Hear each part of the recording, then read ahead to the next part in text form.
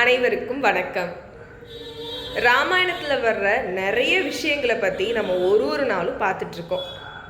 இன்றைக்கி நம்ம பார்க்க போகிற புது விஷயம் பாசம்.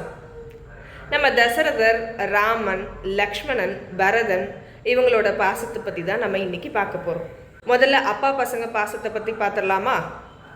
நம்ம தசரதனுக்கு ரொம்ப நாளாக குழந்தை செல்வம் இல்லை. நம்ம கலைக்கோட்டு முனிவர் மூலம் புத்திரகாமேஷ்டிவர் யாகம் செஞ்சு தான் அவருக்கு 4 குழந்தைகள் பிறந்தது. நமக்கு சாதாரணமாக ஒரு குழந்தை பாக்கியம் கிடைச்சி நல்லபடியாக குழந்தை பிறந்தாலே நம்ம ரொம்ப சந்தோஷப்படுவோம். நம்ம தசரதை பற்றி சொல்லவே வேண்டாம். ரொம்ப நாள் குழந்தை இல்லாமல் யாகம் செஞ்சு பிறந்த அந்த 4 தன்னோட பசங்க மேலே ரொம்ப அன்பை செலுத்தி வாழ்ந்து வந்துட்டு இருந்தார். அரங்கலின் நாயகனான ராமர் மேலே தன்னோட உயிரையே விடுற அளவுக்கு பாசம் காமிச்சு வளர்த்துட்டு வந்துட்டு இருந்தார்.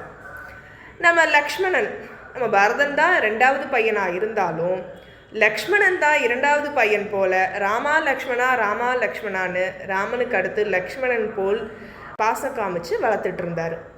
பரதனை பற்றி சொல்லவே வேண்டாம்.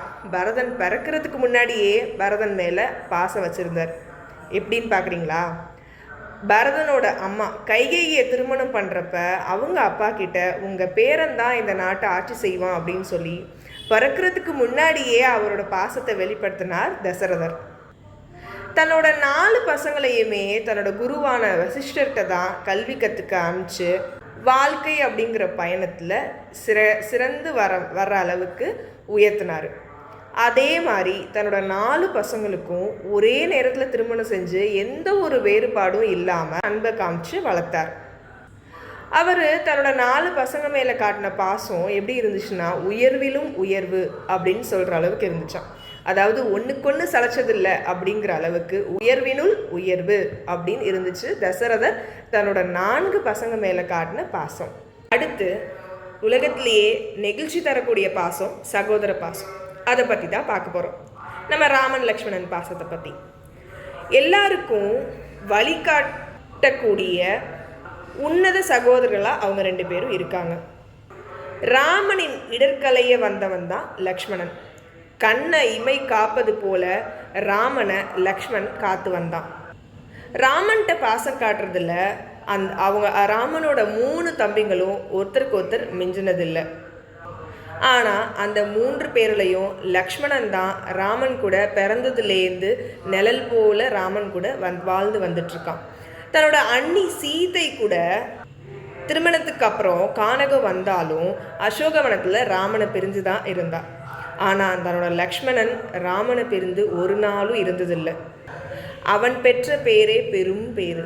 அன்பின் வடிவமாகிய அண்ணா, உன்னை பிரிஞ்சு இருந்தால் என் உயிரே போயிடும் அப்படின்னு சொல்லி அண்ணனை விட்டு பிரியாமல் தன்னோட பாசத்தை காமிச்சு வந்துட்டு இருந்தான் லக்ஷ்மணன். அடுத்து நம்ம ராமன் பரதன் பாசத்தை பற்றி தான் பார்க்க போகிறோம். இவங்க 2 பேரும் நிறத்திலும் குணத்திலும் ஒரே மாதிரி உடையவங்க தான். பரதன் தான் ஆட்சி செய்ய போகிறான் அப்படின்ற விஷயத்த ராமன் தன்னோட அம்மா கோசலைகிட்ட சொன்ன உடனே கோசலை சொல்கிறாங்க, நின்னிலும் நல்லவன் அப்படின்னு சொல்கிறாங்க. அதாவது ராமன் உன்னை விட பரதன் ரொம்ப நல்லவன் அப்படின்னு சொல்கிறாங்க கோசலை.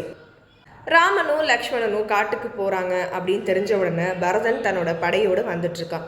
இதை பார்த்த லக்ஷ்மணன் ராமன் கிட்ட, அங்கே பாருங்க நம்மளை கொல்றதுக்கு படையோடு வந்துக்கிட்டு இருக்கான் அப்படின்னு சொல்கிறான். இதை கேட்ட ராமன், எனது பரதன் ஆட்சிக்கு ஆசைப்பட்டு என்கிட்ட சண்டை போட வரானா? உனக்கு பதவி மேலே ஆசை இருந்தால் நீ வேணா அதை வாங்கிக்கோ அப்படின்னு கூடவே இருந்த லக்ஷ்மணனை கூட ஒரு நிமிஷம் யோசிக்காமல் பரதனுக்காக பேசினவர் ராமன். அந்த அளவுக்கு ராமன் பரதன் பாசம் ரொம்ப சிறப்பாக இருந்துச்சு. சுக்ரீவன் வாலியை கொண்டுட்டு நாட்டை என்கிட்ட வாங்கித்தாங்கன்னு ராமன்கிட்ட கேட்டப்ப லக்ஷ்மணன் சொல்கிறாராம், என்ன அண்ணன் தம்பி இவங்க அப்படின்னு கேட்டப்ப ராமன் சொல்கிறாரு, எல்லாரும் பரதன் போல இருப்பாங்களா அப்படின்னு சொல்லி பரதன் மேலே வச்சிருந்த பாசத்தை வெளிப்படுத்தினார் ராமன். அடுத்து நம்ம லக்ஷ்மணன் பரதன் பாசத்தை பற்றி தான் பார்க்க போகிறோம்.